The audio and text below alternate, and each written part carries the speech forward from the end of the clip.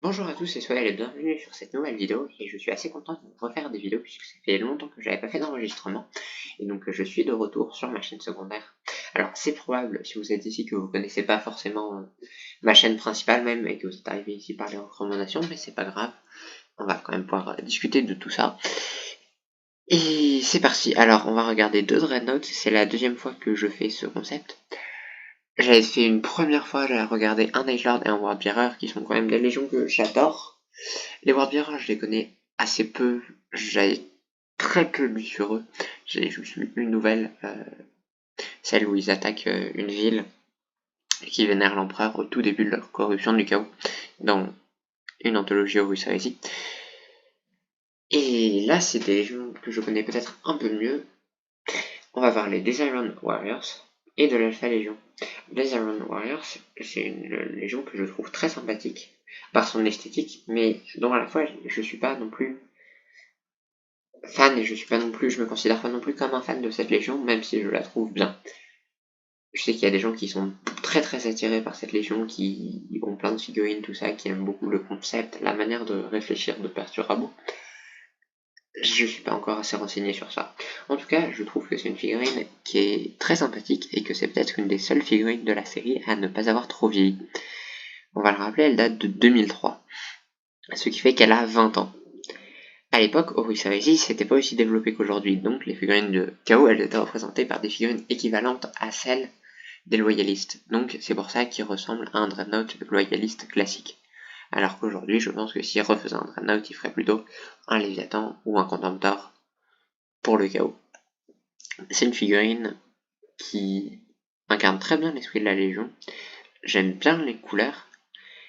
Les armes sont assez intelligentes, je trouve.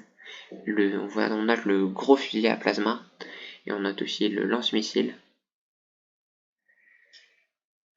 Je trouve que c'est une figurine qui est sympathique et le manque de détails ne se fait pas si ressentir que ça.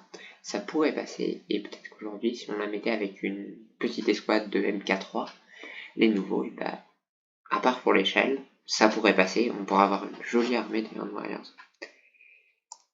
La figurine suivante, c'est une figurine de l'Alpha Légion. Et là, j'ai un peu plus de réserve. On va en parler tout de suite. Dans les diverses vidéos que j'ai déjà fait pour parler de l'évolution des légions à travers le temps, j'avais beaucoup utilisé les Iron Hand comme exemple d'une légion qui avait énormément évolué. Et pourtant, l'Alpha Légion, c'est peut-être la légion qui a le plus évolué, notamment dans ses couleurs. Là, on est sur un bleu qui se rapproche du Macra Blue, presque en ultramarine. Et la forme est pas du tout la même que ce qu'on pourrait voir aujourd'hui sur de l'Alpha Légion. Si vous regardez, aujourd'hui, il y a un peu plus de subtilité avec des écailles, il y a une idée d'intelligence. Et on voit pas du tout l'Alpha Légion être représenté par juste un gros truc brutal comme ça pour aller pour les Iron Hands ou les Iron Warriors. Comme on a vu juste avant. C'est là qu'on voit que les modèles de Dreadnought ont ses limites et que selon les figurines qu'on a, elles peuvent plus ou moins, même si elles sont génériques, s'adapter aux légions. L'Alpha Légion, elle serait beaucoup mieux représentée par un Contemptor ou quelque chose comme ça. Et je trouve que là, ça a plus vieilli. Uniquement là sur mon avis personnel, et sans doute que les gens qui ont connu cette époque et qui ont pu avoir une version différente de celle qu'on a aujourd'hui de l'Alpha Légion, notamment ceux qui étaient plus habitués aux vieux artworks, alors que moi j'étais uniquement habitué aux artworks nouveaux avec ces nouvelles couleurs, mais aussi avec la nouvelle esthétique, comme ceux par exemple qu'on voit sur le nouveau livre Alpharius. Et bien si on compare ça à ceux qu'il y avait pour les premiers livres Horus Heresy qui parlent de l'Alpha Légion, on voit vraiment un gouffre. Et c'est bien qu'il y ait des évolutions, et sans doute que mon avis il se base uniquement sur le point de vue qu'on peut avoir aujourd'hui et ne prend pas en compte celui qui a été autrefois, et c'est pour ça que ça peut avoir ses limites, notamment pour analyser des vieilles figurines. Ça reste que c'est pas une des meilleures figurines, je pense, qu'on verra dans cette série, et que heureusement qu'il y a eu des nouveautés, que ça a changé, ou qu'aujourd'hui on a une Alpha Legion beaucoup plus sympa, je trouve. Et j'espère aussi qu'on pourra avoir des nouvelles figurines, parce que pour l'instant, pour les Légions Chaos, aucune nouvelle figurine à part pour la Black Legion. Faut juste se contenter du Forge World et de tout ce qui touche à Horus Heresy, et ça c'est dommage. J'espère qu'un jour, les 9 Légions traîtres, elles pourront avoir leur place avec des figurines dans l'univers de Warhammer 40 000. Et Pas que, aussi les raids corsaires, dont je pense on parlera sur cette chaîne.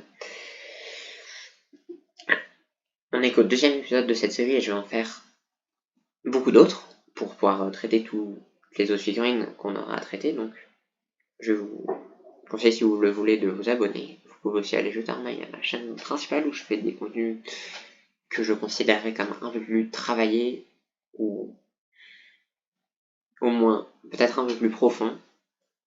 Et à la prochaine. Bonne journée.